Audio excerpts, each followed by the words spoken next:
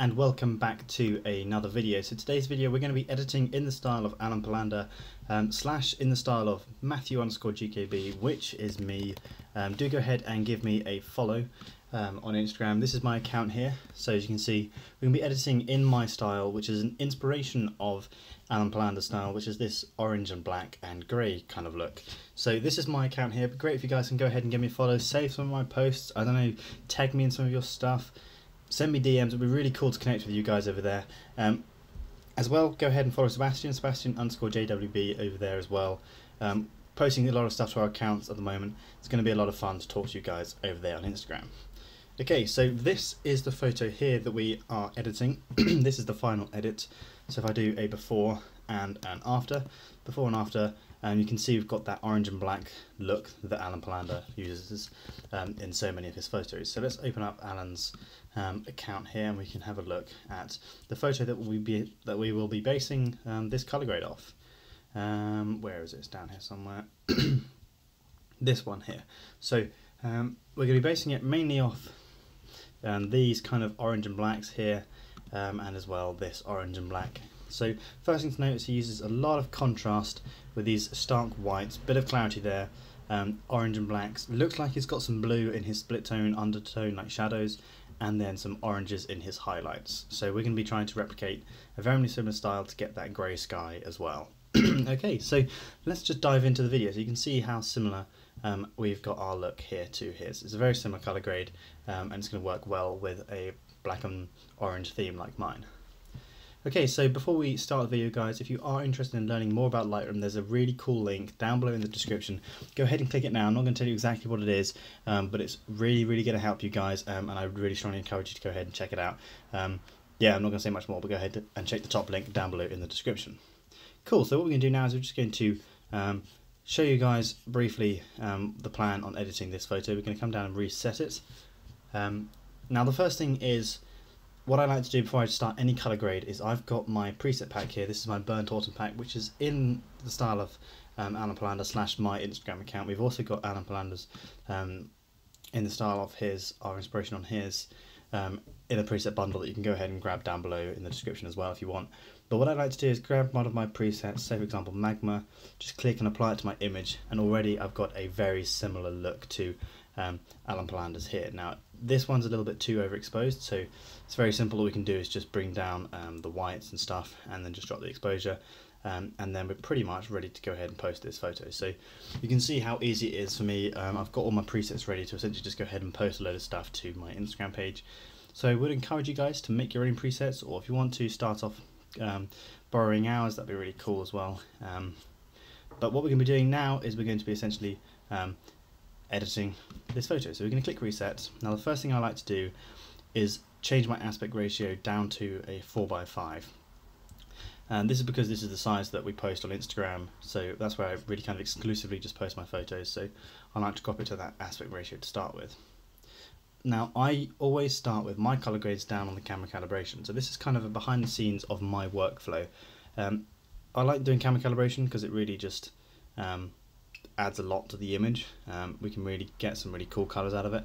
So I bring my green primary and my red primary up to the right, and my blue primary somewhat down to the left, probably sitting at around -70, and then I just play around with the saturations of each of them to see which one gives me the effect I want. So if I bring up saturation of the green primary, I'm getting more of this burnt orange, which is essentially what I want from the image.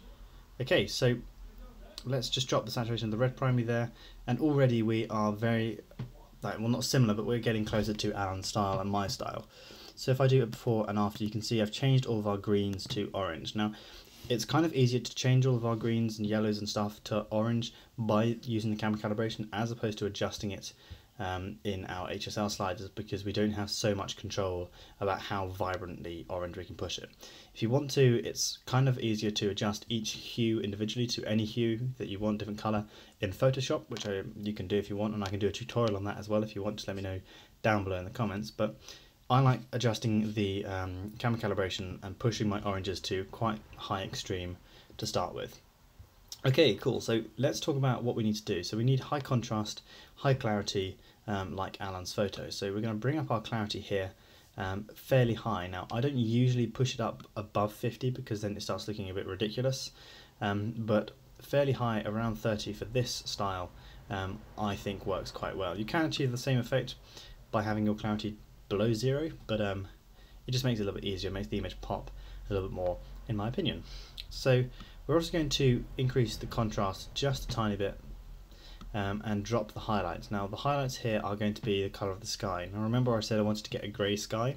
That's not going to be too hard because this photo was taken on a cloudy day anyway, so we're almost halfway there to the grey sky, but we're going to achieve a little bit more of a better grey later on in the HSL sliders. So I'm going to bring up the shadows a little bit because we've got a lot of detail that's lost down here. We can bring it all the way up to the top and bring in a lot of detail, but that's a little bit too bright for me. I'm going to bring it up about here and then drop my exposure a tiny bit. Bring down my, I don't know, maybe I'll bring up my whites, open up my blacks as well, and then drop the exposure again a little bit more. So what this does is essentially, and add in a little bit more contrast, is it essentially just brightens up the shadows and gives us a little bit more detail around here, the foreground.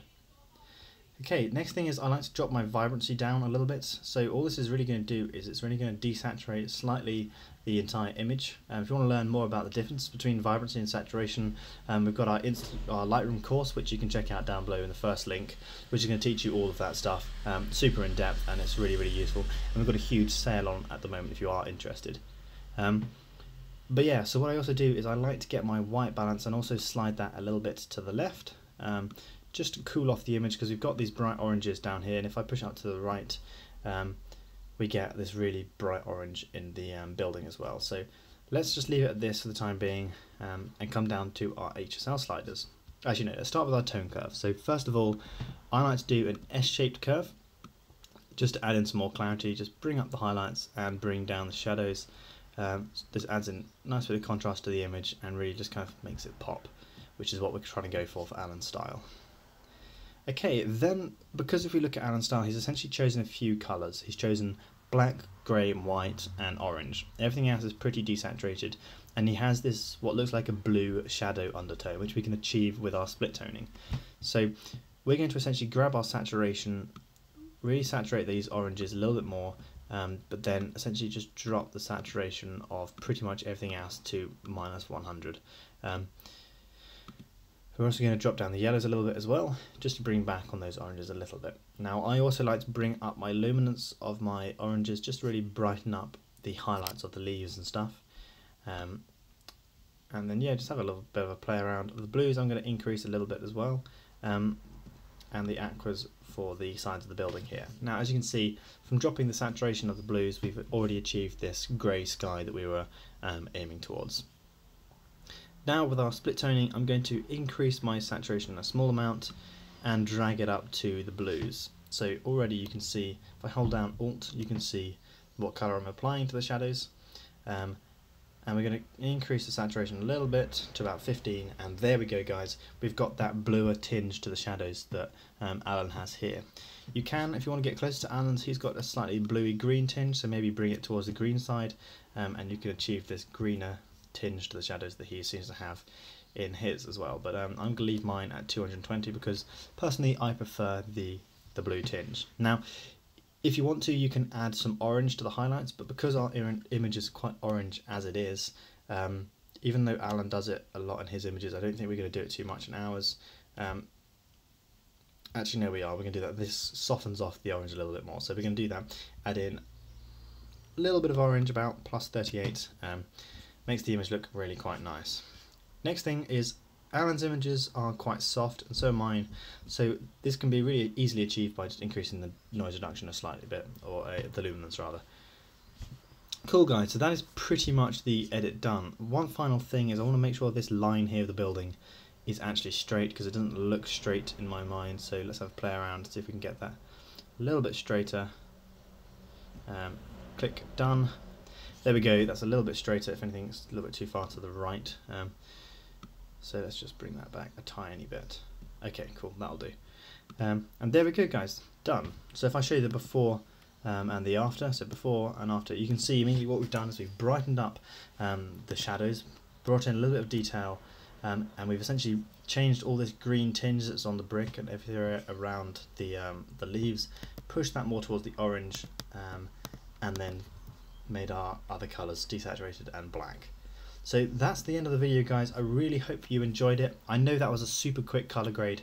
If you want to learn more in depth about Lightroom and really understand it properly, I don't really have the time to teach everything in full detail in all these YouTube videos, so I have put together the little course you can check down below. And of course, guys, please don't forget to go ahead and follow us on Instagram. Also give Alan a little bit of a follow. I'm sure you guys already follow him, but I'm sure he'd appreciate it if you went to go and follow him as well. That'd be really quite cool. Also, this is my Instagram account here, if I can find it. Yep, Matthew_GKB. Give me a follow, and that'd be really cool. So thanks for watching, guys. I'll see you guys in the next video.